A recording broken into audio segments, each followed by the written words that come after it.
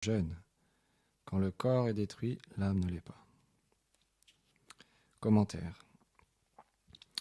Selon Srila Vishwanath Chakravarti Thakur, le Seigneur a énoncé ce verset pour établir l'éternité de l'âme. Par les mots Najayate Mriyate, il explique que jamais il n'y a eu un temps où l'âme naquit. Tout comme jamais elle ne mourra. Et par les mots Nayam Buddha Bhavita, il indique qu'il n'y a pas de naissance ni de mort pour l'âme dans le passé et dans le futur. Par le mot Ajja, il établit que l'âme existait également dans le passé. Le mot Shashvata désigne ce qui a toujours existé et ce qui existera toujours, ce qui n'est pas détruit dans le passé, dans le présent et dans le futur. C'est pourquoi on dit l'âme non née, immortelle, éternelle et originelle. Elle n'est pas sujette au temps matériel comme le passé, le présent et le futur, ce temps étant sujet à un début et à une fin. On ne peut donc retrouver dans le temps la création de l'âme. Si cependant, parce que l'âme existe depuis une longue période, on émettait le doute qu'elle pourrait être atteinte par la vieillesse, le Seigneur détruit cette idée par le mot Purana. Bien qu'elle soit originelle, elle est éternellement jeune et libre des 6 sortes de transformations, la naissance, la croissance, le maintien, la reproduction, le déclin et la mort. Si quelqu'un posait alors la question « Est-ce que l'âme ne meurt pas ?» Même de façon figurée, au moment de la mort, le Seigneur à nouveau démontre cet argument en expliquant que l'âme n'a pas de relation éternelle avec le corps. Srila Ramanuja Acharya explique que pendant son existence, le corps traverse des étapes naturelles comme la naissance, la vieillesse et la mort. Celles-ci n'ont aucune influence sur l'âme. De même, l'âme n'étant pas sujette à une naissance, à un vieillissement et à une mort, l'expérience corporelle n'a aucun effet sur elle. On peut prendre l'exemple d'un vieil homme. Celui-ci se sent intérieurement identique à l'époque où il était un jeune homme ou un enfant. L'âme n'est pas sujette à tous ces changements.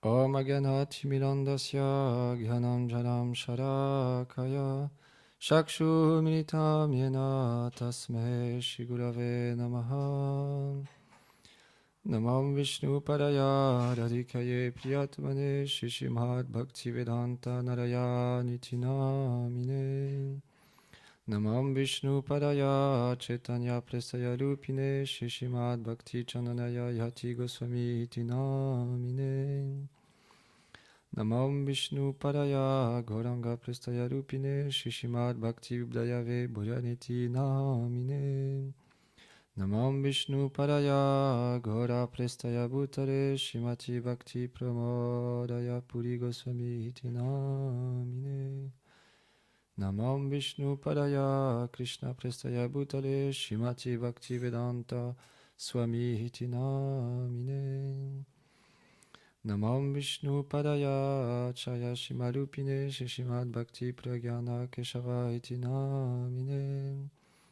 Namam Vishnu Padaya Krishna Prastaya Bhutale Shimati Bhakti Lakshaka Shidadev Goswami Iti Namine Namam Vishnu Padaya Krishna Prastaya Bhutale Shimati Bhakti Siddhanta Sarasvati Iti Namine Jai Shri Krishna Chaitanya Prabhu Nityananda Shri Advaita Gadadhar Shivasadi Gaura Bhakta Vrinda Hare Krishna Krishna Krishna Hare Hare Hare Rama Rama Rama Hare Hare Vrindaye Tulasi Devye Priyaye Keshavasya Cha Krishna Bhakti Prate Devi Satyavate Namo Namaha Vanchakarpatarubhyacha Kripa Sindhubhya Cha Patitanam Pavanebhyo Vaishnavebhyo Namo Namaha.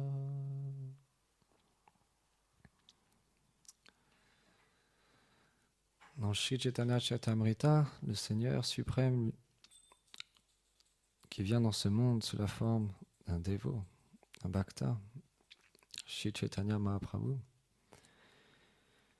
il enseigne à Srila Rupa Goswami, que Shas Kaviraj Goswami il explique, bien que Srila Rupa Goswami est un éternel associé du Seigneur, il y a toujours cet échange d'amour entre le Seigneur et ses dévots, où parfois il écoute parler ces grands dévots, comme la conversation avec Ramananda Roy, et parfois lui-même présente, explique qu'est-ce que le service de dévotion. Et donc à ce moment-là, à Prayag, Shri Chaitanya Mahaprabhu explique à Srila Rupa Goswami qu'il existe 8 400 000 espèces d'êtres vivants. Et parmi ces 8 400 000 espèces d'êtres vivants, Jai Shishinitai Vishvambar Shinanda Yashoda Gopal Shishi Radha Madmohan Chukki Jai.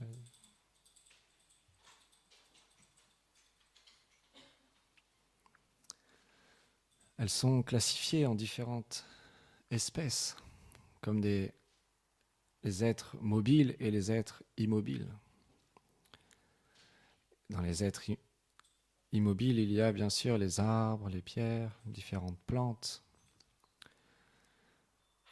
Et dans les êtres mobiles, il y a tout d'abord les êtres aquatiques, les insectes, les reptiles, les oiseaux, les mammifères, et enfin, cette forme de vie humaine. Mais l'âme, elle, comme explique ici Krishna Arjuna, elle n'est pas sujette au temps. Elle est éternelle, elle est immortelle. Elle n'a pas de commencement, elle n'a pas de fin. Elle ne peut pas être mouillée, elle ne peut pas être tuée, elle ne peut pas être séchée, brûlée. Elle est antimatière. Satchit Ananda, d'éternité, de connaissance et de félicité. Et la nature de l'âme est d'être une servante, un serviteur éternel du Seigneur. Mais dû à l'influence de l'énergie matérielle et à ce cycle des morts et des renaissances, alors l'être, à travers les impressions du mental, du faux ego, et de ce corps, de ces sens imparfaits, alors une âme devient conditionnée et elle est engagée dans ce cycle des morts et des renaissances, où elle passe à travers toutes ces formes de vie, d'espèces vivantes. Et chez Chaitanya Mahaprabhu, il continue, il explique que dans ces formes de vie humaine, il y a aussi différentes classes. Il y a des ignorants, et il décrit 4 sortes en sanskrit, les mleccha et les 3 autres, je ne me rappelle plus. Et ensuite, il explique qu'il y a Il explique tout d'abord la nature de l'être vivant, de cette âme, du jiva, qui est simplement un 10 millième de la pointe d'un cheveu.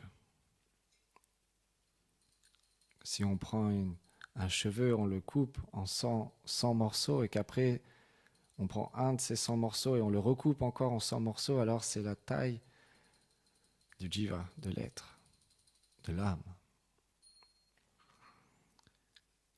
Et il explique dans la Bhagavad Gita que parmi tous les êtres infimes, il est l'âme.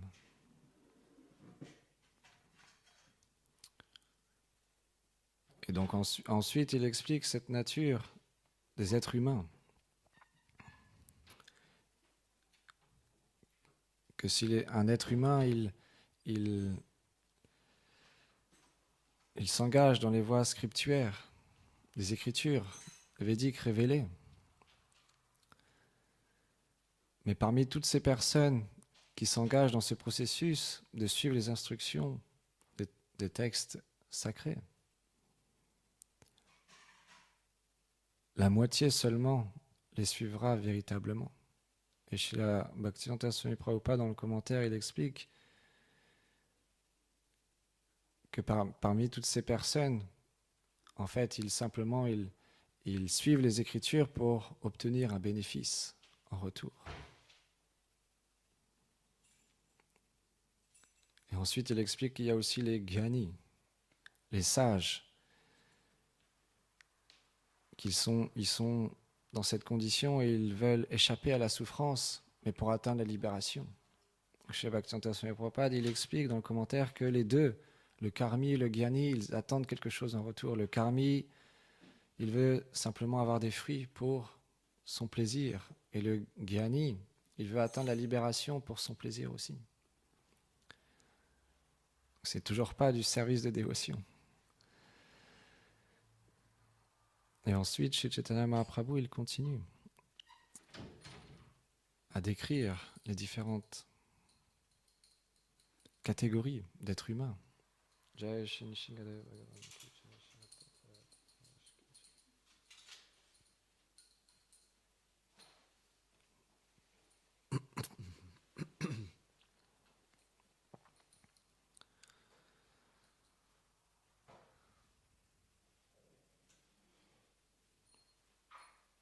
Il y a les adorateurs du Seigneur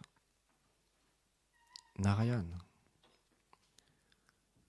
Et parmi des milliers d'êtres, un seul peut-être, par la miséricorde de Krishna, rencontrera par bonne fortune un maître spirituel authentique dédié au Seigneur Krishna. Et par la miséricorde combinée du Guru et Krishna, alors l'être vivant, sous la forme de vie humaine, il obtient cette plante de la dévotion, cette graine de la plante de la dévotion, Bhakti Lata Bij. Et le bhakta, le sadhaka, le pratiquant, celui qui désire purifier son cœur et atteindre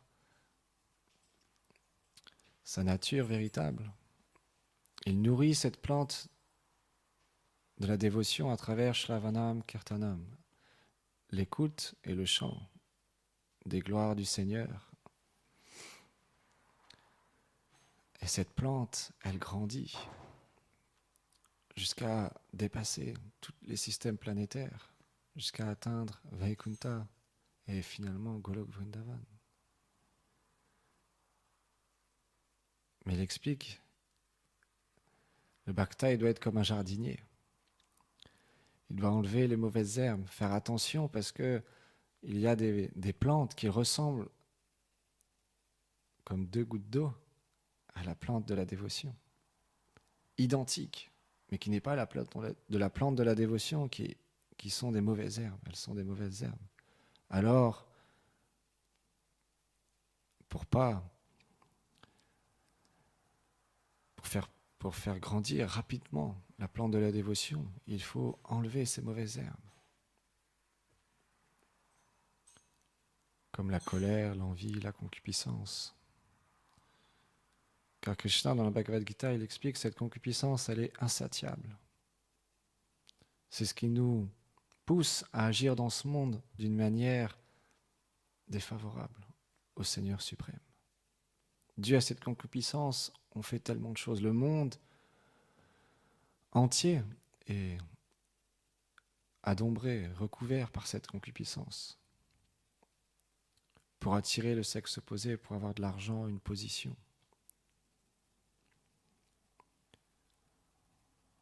Pour prendre plaisir pour soi.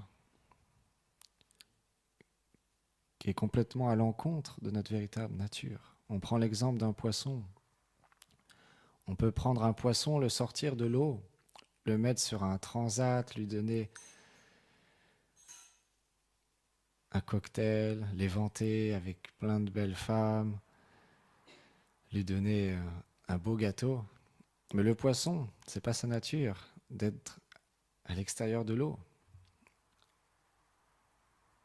Pendant un temps, il va prendre plaisir, comme nous. Pendant un temps, on va essayer, on va prendre plaisir, on va fonder une famille, avoir un travail, des amis, sortir le soir, faire la fête, prendre tellement d'intoxicants et graduellement, tout comme le poisson, comme ce n'est pas notre nature que d'être dans cette condition éloignée du Seigneur suprême, alors, après accumulation de sukriti, on obtient la bonne fortune de rencontrer un maître spirituel. Et de la même manière que le poisson, quand on le remet tout de suite dans l'eau, hop, il retrouve son élément.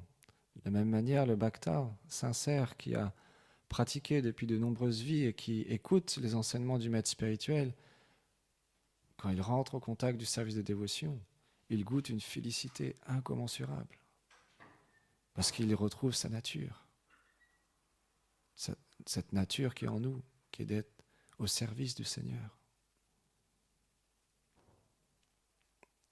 Donc chez Chaitanya Mahaprabhu, il explique qu'il faut faire extrêmement attention à cette plante de la dévotion, de la cultiver quotidiennement et de prendre soin à éviter les offenses envers les Vaishnavas. C'est considéré comme un éléphant fou qui vient écraser cette plante de la dévotion. Comme expliquait hier Fanny Bouchan, on essaye de nos jours à travers l'écologie à sauver la planète, mais on oublie l'écologie du cœur, l'écologie de l'âme, en désherbant avant tout nos défauts, les choses qu'il y a en nous, qui font qu'on n'est pas favorable au service de dévotion et qu'on est recouvert par les trois gunas, l'ignorance, la passion, la vertu.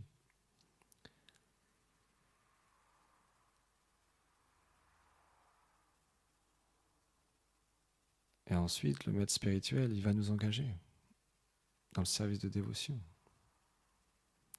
Et ce service de dévotion, il est enthousiasmant. Il y a un goût supérieur. Srila Rupa Goswami, il explique, même si au début, il prend l'exemple d'une personne qui est malade de la jaunisse. Le médicament pour guérir de cette jaunisse, c'est simplement de prendre quotidiennement du sucre. Mais une personne qui est dans cette condition, le sucre est tellement amer. Pourtant, la nature du sucre, c'est d'être sucré. Mais une personne qui est malade, extrêmement malade, de la jaunisse, il va trouver le sucre amer, vraiment amer. Mais en prenant quotidiennement cette médecine, graduellement, il va guérir de cette maladie. De la même manière, bien qu'on a cultivé tellement d'impressions, tellement de samskars qui nous recouvrent, qui fait qu'on est identifié au corps,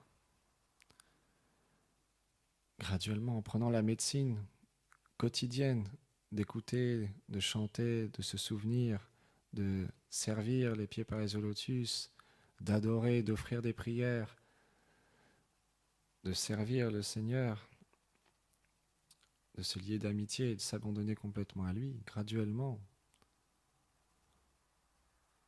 on va goûter à cette félicité. Et dans cet âge, Hare Nama, Hare Nama, Hare Nama, Eva Kevalam, Karo Nashti, Vanashti, Vanashti, Anyata, à travers le chant du Mahamantra, Hare Krishna, Krishna Krishna, Hare Hare, Hare Ram, Ram Ram, Hare Hare.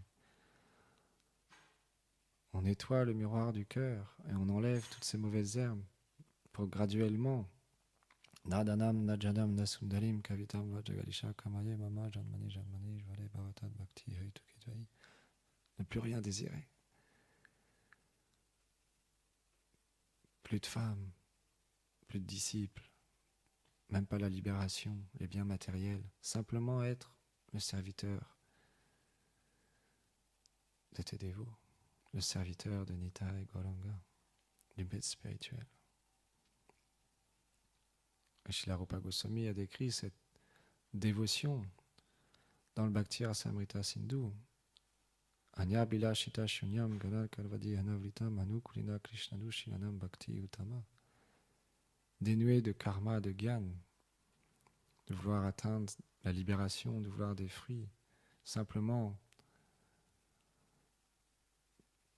empreinte, cette dévotion continue, sans interruption.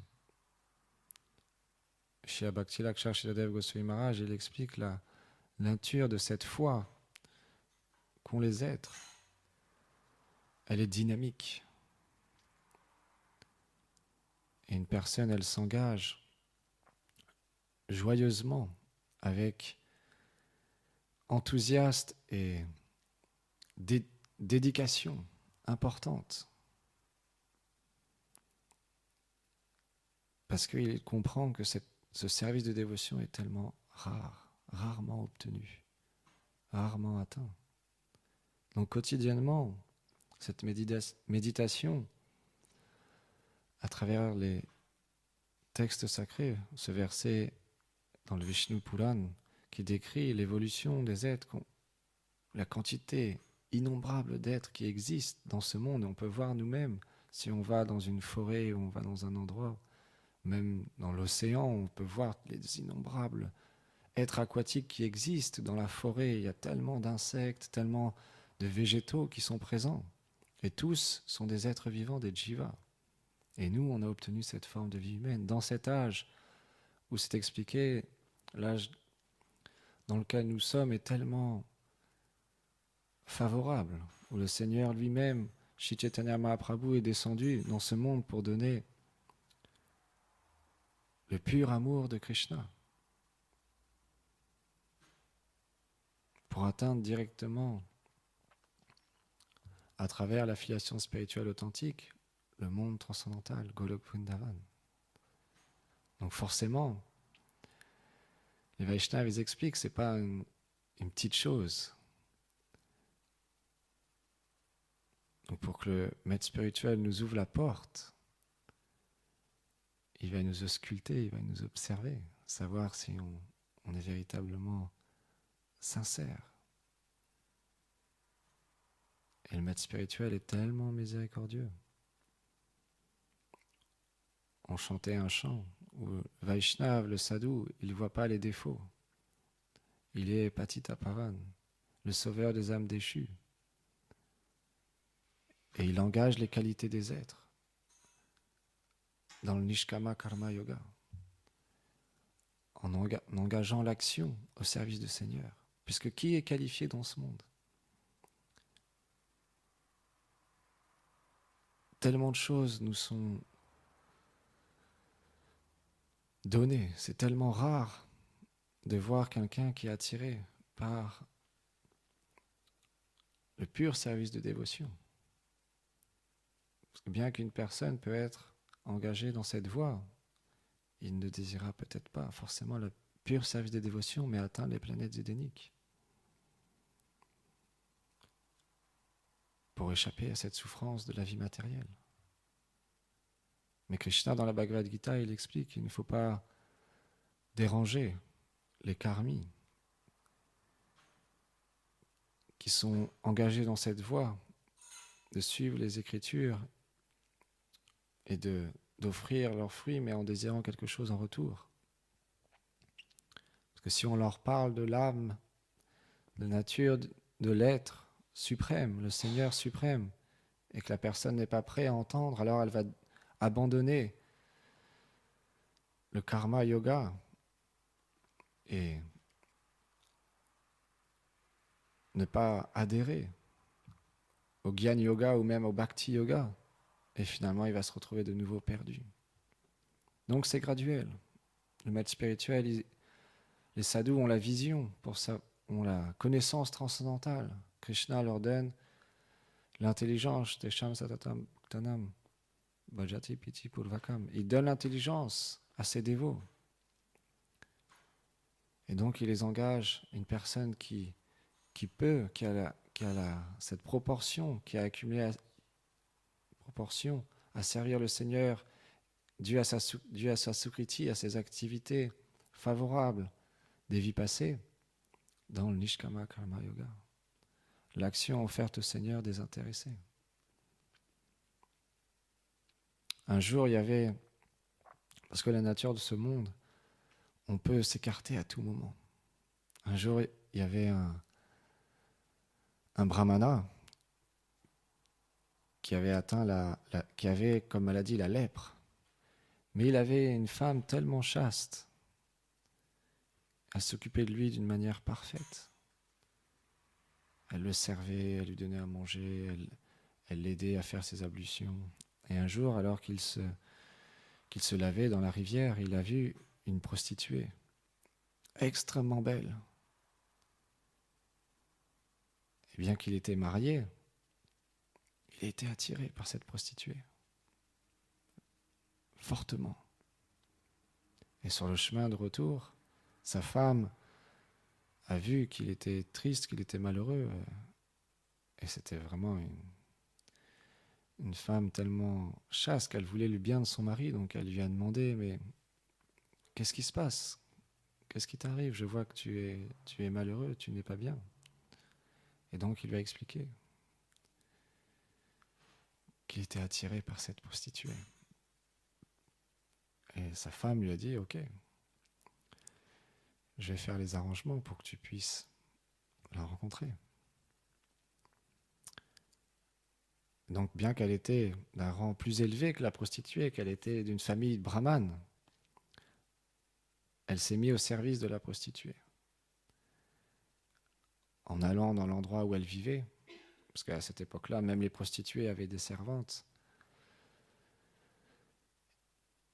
Et donc la femme du brahmane, elle nettoyait la chambre, elle arrangeait tout d'une manière très jolie. Et les servantes lui proposaient un salaire, quelque chose, mais elle voulait rien. Elle voulait juste simplement rencontrer la supérieure, cette prostituée en question, que son mari avait été attiré par elle. Ah ouais, au bout d'un certain temps, la prostituée a remarqué le service tellement bien fait, minutieusement et avec beaucoup de qualité. Donc elle a demandé, mais qui fait ça? Donc ses servantes lui ont expliqué, bah oui, c'est cette femme brahmane. On lui demande si elle veut de l'argent en retour, quelque chose. Elle veut rien, elle veut juste te rencontrer. Donc elle a dit, ok, amenez-la moi. Et donc la femme a expliqué, donc voilà, mon mari veut s'unir avec vous parce qu'il a été attiré. C'est mon devoir en tant que femme de satisfaire tous ses désirs. La prostituée a dit, ok, venez tous les deux demain. Je vais vous recevoir. Et donc ils sont arrivés le lendemain et la prostituée avait préparé 2 tables. Une table avec du vin, des plateaux en or avec des fruits, de la viande, des mets délicieux, avec beaucoup d'opulence, mais ce n'était pas offert au Seigneur.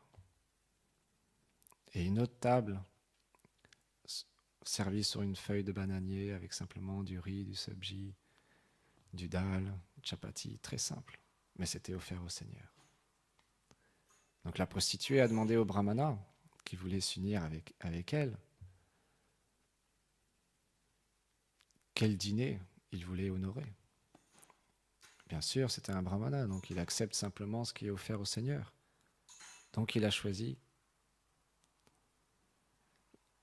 l'assiette très simple, mais offerte au Seigneur. Et la prostituée lui a dit, tu vois, moi je suis comme cette table avec le vin, les plateaux en or, la viande, etc. Extérieurement, je parais très, très belle, mais intérieurement, j'ai fait tellement de péchés dans ma vie. Je ne suis pas très appréciable. Mais par contre, ta femme, elle est comme ce prachad, elle est pure, elle est sadvik. Elle est complètement dans la vertu. Une femme soumise avec toutes les qualités. Et le brahmana, par les paroles de cette prostituée, il a compris. il a compris son erreur et il est retourné avec sa femme. Nous-mêmes, parfois, on peut être attirés par tellement de choses. Bhakti Chandanyati Maharaj, il cite souvent cet exemple que un dévot, il prie Maya de rester loin de lui. Parce que Maya, si elle veut faire tomber quelqu'un, sans la protection du Seigneur, c'est impossible de résister.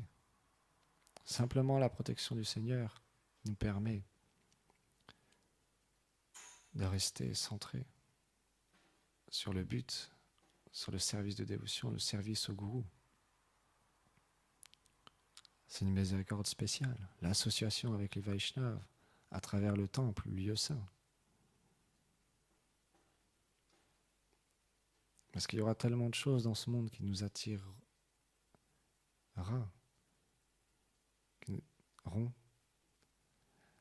qui nous écartera des services de dévotion. C'est pour ça, les acharyas, nos maîtres spirituels, notre gourou Parampara, sont tellement miséricordieux. Par le désir du Seigneur, il y a des temples, il y a des communautés à travers le monde qui permettent aux êtres de pouvoir se réunir quotidiennement lors de festivals, engager l'argent pour le Seigneur suprême, cuisiner pour lui, l'adorer. Et à travers l'association avec les Vaishnavas, cultiver cette écoute et ce chant du Mahamantra à travers le Harikatha et les bhajans, les kirtans.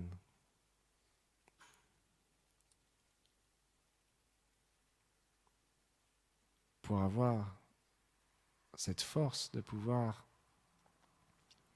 à travers l'abandon, ce n'est pas une force physique, physiquement on ne peut rien faire contre Maya, mais à travers l'attitude, à travers l'abandon au maître spirituel, au Seigneur, graduellement, alors l'énergie d'illusion du Seigneur restera loin de nous. Tout comme ici, Srila Bhaktivinoda Thakur, il explique, réveillez-vous, âme endormie, réveillez-vous, âme endormie. Combien de temps encore allez-vous dormir sur les genoux de la sorcière appelée Maya?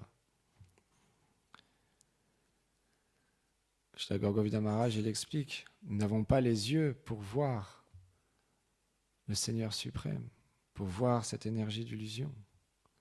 Mais le maître spirituel, lui, a les yeux pour comprendre la situation dans laquelle on se trouve et nous sortir de cette situation pour nous permettre de nous élever spirituellement. Vous êtes venus dans ce monde afin d'adorer le Seigneur, mais vous avez oublié cela et vous êtes maintenant des êtres complètement perdus dans les profondeurs de l'ignorance. Mais je suis descendu personnellement dans ce monde dans la seule fin de venir vous sauver et vous ramener dans ma demeure éternelle. À part moi, quel autre ami avez-vous dans ce monde? J'ai apporté avec moi le remède pour détruire la maladie de l'illusion matérielle dont vous souffrez. Prenez simplement ce Mahamantra des saints noms du Seigneur. Il est à vous, il vous suffit de le demander. Srila Bhaktivinoda Thakur tombe aux pieds par les lotus du Seigneur et mendiant ce Mahamantra l'a ainsi obtenu. Donc encore une fois, on est tellement fortunés de pouvoir être en présence de sadhus, d'écouter les gloires du Seigneur et d'être engagé dans le service de dévotion. Tout autour de nous, on entend les voitures passer. En ce moment, on imagine toutes les personnes qui partent au travail pour simplement gagner le pain quotidien, maintenir le foyer. Les personnes vivent dans la vie de famille, ils se voient tellement peu.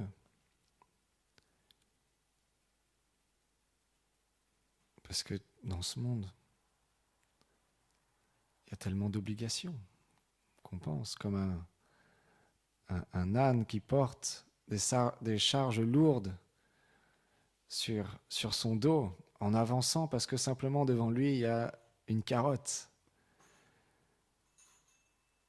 Bien qu'il y a de l'herbe partout autour de lui, il avance dû à cette carotte qui est devant lui dans l'espoir de pouvoir la manger un jour. De la même manière, une personne qui est dans ce monde, elle est comme l'âne, il porte des charges lourdes,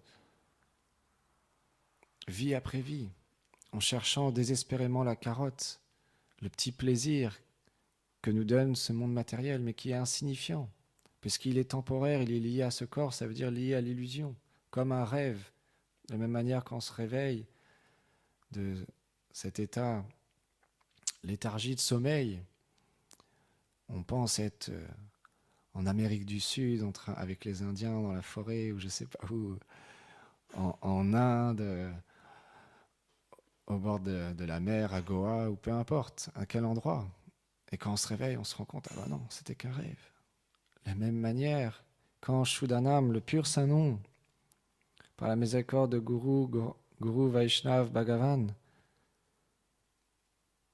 apparaît dans notre cœur, sur notre langue, dans nos oreilles, alors les symptômes d'extase qu'expérimentent les purs Vaishnavas apparaissent en nous. Et naturellement, on comprend que la situation que j'ai actuellement est temporaire, illusoire. Ma place est ailleurs. Et on se met véritablement à être, comme expliquait hier Fanny Bhushan, Prabhu, comme un représentant transparent de la miséricorde de Nitai Gauranga, du maître spirituel. Parce qu'on a obtenu ce trésor de Shuddhanam, qui nous permet, comme dit Srila Bhakti Vibhuda Bodhayan Goswami Maharaj, d'être blissful, empli de félicité, empli de joie, d'allégresse spirituelle. Et Shri Chaitanya Mahaprabhu est venu donner ce Shuddhanam. Simplement, il faut être patient, enthousiaste et avoir cette ferme conviction dans les Écritures, dans les paroles de Sadhu, dans le Seigneur suprême,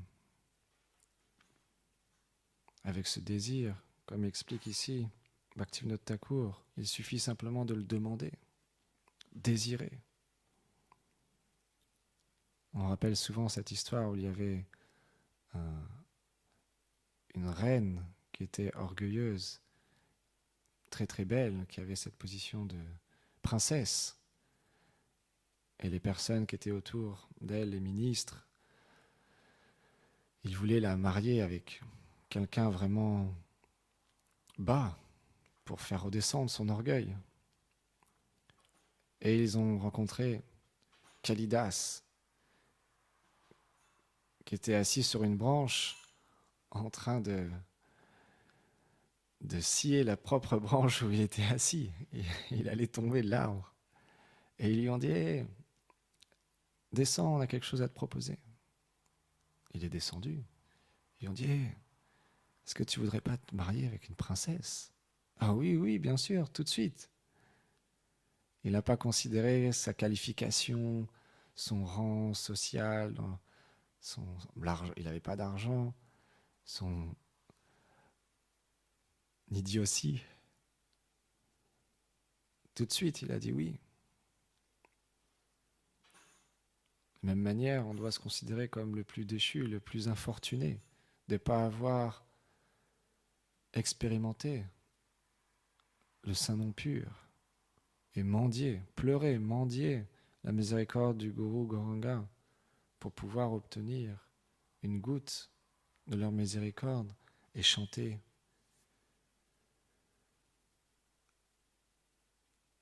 sans offense et chanter avec le pur Saint-Nom, Shuddhanam.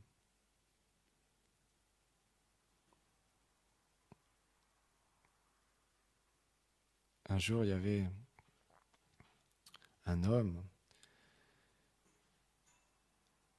qui marchait à reculons avec un parapluie. Et il contemplait sa femme avec beaucoup d'admiration et d'attirance. Donc il marchait en reculant pour contempler la beauté de sa femme et avec le parasol la protéger du soleil en lui donnant de l'ombre. Et Ramanujacharya, en voyant ça, il lui a demandé « Mais qu'est-ce que tu fais ? Qu'est-ce que tu es en train de faire ?» Et il lui a dit « Oh, je contemple la beauté de ma femme qui est la plus belle chose que j'ai jamais vue dans ce monde. » Ramanujacharya, dans sa miséricorde, il lui a dit « Mais moi je connais quelque chose de bien plus beau que la beauté de ta femme. Le Seigneur dans sa forme de la déité. » Et c'était un brahmana, et il allait quotidiennement au Mangalarti assister au bhajan et prendre darshan du Seigneur sous cette forme, la déité. Mais là, Ramanujacharya lui a parlé, et avant, il lui a dit de revenir le lendemain pour prendre darshan de cette forme du Seigneur. Et il a touché sa tête. Et à travers le contact de Ramanujacharya, alors cette fois-ci, son attitude était différente et il a pu véritablement contempler la beauté du Seigneur sous cette forme de la déité. Bien qu'il avait vu dans le passé, cette fois-ci, il a pu véritablement goûter, expérimenter la forme de la déité avec amour et dévotion, et il a compris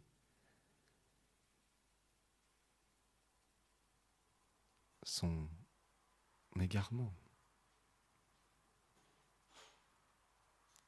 Simplement, encore une fois, c'est par la miséricorde de Vaishnava et des sadhus qui nous réveille, nous qui sommes tellement endormis par l'illusion matérielle et par l'identification avec ce corps qui est de penser qu'on est un homme ou une femme, qu'on a un devoir, qu'on a quelque chose d'important à accomplir, à faire dans ce monde temporaire et illusoire. Alors, par leur miséricorde, graduellement,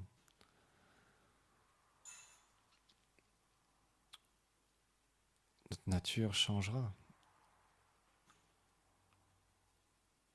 Et l'amour, cette plante de la dévotion qui est en nous, que le maître spirituel a planté, grandira pour finalement atteindre le but ultime, qui est de comprendre notre identité, qui est de réaliser, par la grâce du Gourou, notre identité véritable et celle de ses associés, de ses dévots.